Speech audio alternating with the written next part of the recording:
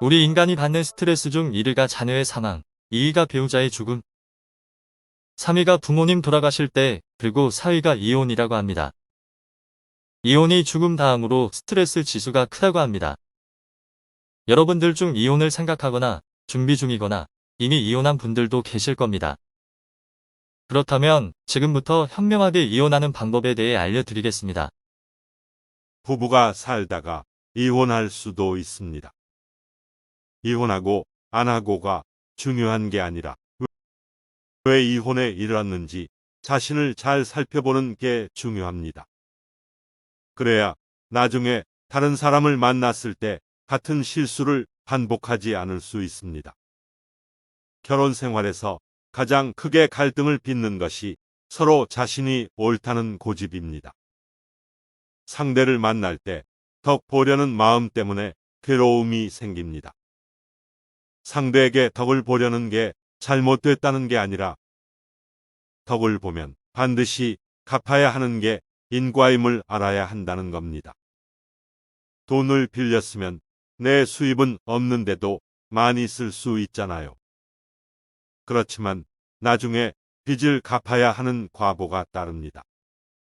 내가 덕을 보면 상대는 손해가 났다고 생각하기 때문에 그 대가를 상대가 다시 요구하게 된다는 거예요. 그래서 덕 보려는 마음을 버리든지 아니면 덕 보려는 마음이 있음을 알아차리라는 겁니다. 내가 이기심을 다 버리고 고집을 다 버려야만 소통이 되는 게 아닙니다. 내가 고집을 부리면서도 고집하는 줄 모르고 이기적이면서도 이기적인 줄 모르면 상대가 이기적이라 라고 할 때 나만 이기적이냐? 너는 이기적이지 않냐? 이렇게 되받아치거나 내가 왜 이기적이냐라고 화를 냅니다. 이런 식으로 물타기를 하면 대화가 안 되고 서로 상처만 입습니다. 모든 인간이 다 이기적입니다. 이것을 인정하고 내가 이기적이라는 것에 동의하면 대화가 됩니다. 예를 들어 내가 누구에게 전화 걸 때 대체로 무언가 도움이 필요해서 하듯 상대가 나에게 전화할 때도 뭔가 부탁이 있어서라는 것을 당연히 받아들일 수 있습니다. 그런데 우리는 쟤는 꼭지 필요할 때만 연락한다고 생각합니다. 바로 이런 데서 갈등이 생겨납니다. 그래서 내가 이기적이라는 것을 수용하면 상대가 이기적인 것을 비난하지 않게 됩니다. 상대가 자기 필요에 따라서 전화를 했고 상대가 요구하는 것을 내가 도와주면 상대도 고맙게 여깁니다. 도움을 요청할 때 귀찮은 건 사실이지만 또 다른 측면에서는 내가 그 사람보다 역량이 더 크거나 유리한 고지에 있다는 걸 말하는 것이기도 합니다. 그런데 그걸 귀찮게만 생각하고 막아버리면 내 역량이 제대로 쓰이지를 못합니다.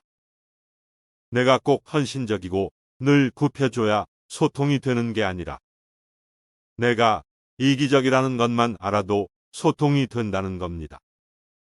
부부가 같이 살든 안 살든 그 결정은 자기 마음대로 해도 좋지만 상대를 미워할 이유는 없습니다. 내가 힘들다고 버린 그 사람도 딴 남자가 좋다고 데려갈 거고 그 여자가 버린 나도 딴 여자가 좋다고 만나게 됩니다. 그렇기 때문에 상대가 좋고 나쁜 게 아니에요. 다만 내 요구에 안 맞기 때문에 내 감정이 나쁘게 느껴질 뿐입니다. 그러니까 헤어지더라도 상대를 미워해서 지난 시간을 상처로 만들지 않는 게 중요합니다.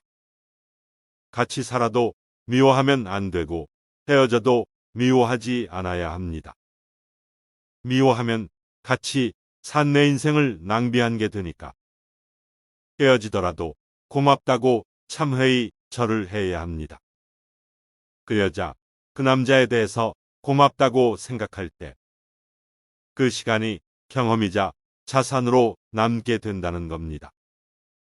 그동안의 삶을 소중하게 받아들여야 재혼을 하든 혼자 살든 앞으로 인생에 나쁜 영향을 안 줍니다. 그러나 상처로 간직하고 있으면 다음에 누군가를 만났을 때 선입관으로 작용합니다. 겉으로는 이별의 과정에 별 문제가 없어 보이지만 무의식의 세계에는 상처로 남기 쉽습니다. 이것을 치유하는 방법은 두 가지입니다.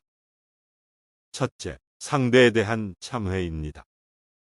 나하고 산다고 당신 정말 고생 많이 했다. 정말 미안하다. 둘째, 감사입니다. 그래도 10년간 살아줘서 내 삶에 좋은 경험이 됐다. 이 두 가지 기도를 해서 감사와 참회가 진짜 가슴에 다가오면 내 속에 있던 상처가 아뭅니다.